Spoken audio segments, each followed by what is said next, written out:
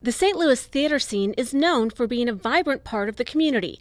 Packed audiences at venues big and small, coming out to hear grand soliloquies or experience show-stopping musical numbers. Or at least it was, until the spring of 2020. We were actually in the middle of rehearsing for Annie, and we had to shut down halfway through March. We were opening up in April, and we thought at the time, okay, we'll be able to be back by December. Things are going to work out fine. It has a Christmas kind of scene in the show, so it would be nice to do it in December. Well, that didn't happen. I think there are moments you want to make history, and then there are moments you wish you weren't making history. And having to postpone that 2020 season to the next year was a difficult choice in the sense that it hurt to do that. There were people whose jobs depend on us producing the shows, or people who depend on coming here on the tradition there. And that was the hard part. The easy part was it was the absolute right thing to do for health and public safety. At that point, it was like, we're pretty sure it's the right thing. In hindsight, we see that it clearly was.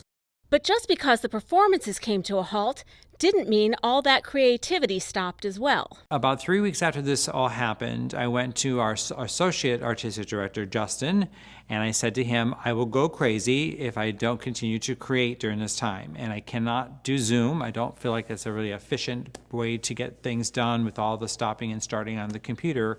So I said, we need to come up with something. Then what we decided to do during the pandemic was to do some small things that could be done safely. We created these actor booths, which are like small little booths with microphones in them. We also did our yearly fundraising soiree inside those booths, inviting people in and basically filming it and putting it together as a filmed project as opposed to live stage.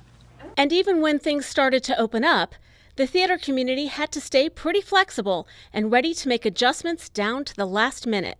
Things were changing up until what they call, I guess, the proverbial 11th hour. When we went into 2021, we budgeted for multiple scenarios. We planned for multiple scenarios. The year before gave us the opportunity to learn that COVID moves fast, but it also changes quickly.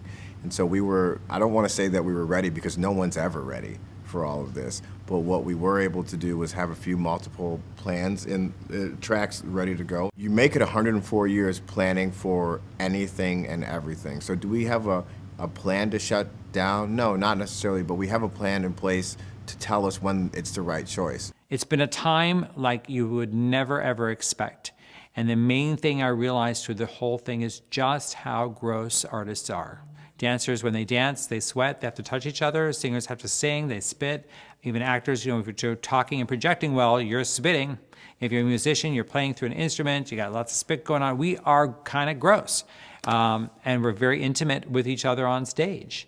And it was a very eye-opening of how intimate we really are when you're creating art. We put in a number of mitigation steps and efforts across the board. We had testing, we had masking protocols, so those things help. But the number one reason why we were able to produce those 5 shows is because everyone bought in.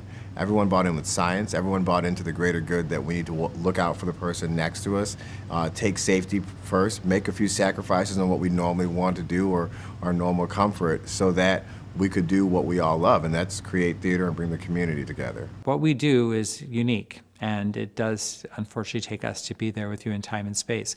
That's the reason I think that the arts exist, because there's very few things anymore where people in the audience, their energy is working with our energy on stage and making something alive and dynamic happen. The plan is to go full capacity, full season, 7 shows. We have had the most subscribers re-sign up for this year than we have had in the past, which means people are really looking to get involved and to get out and to do this wonderful thing that we call art again.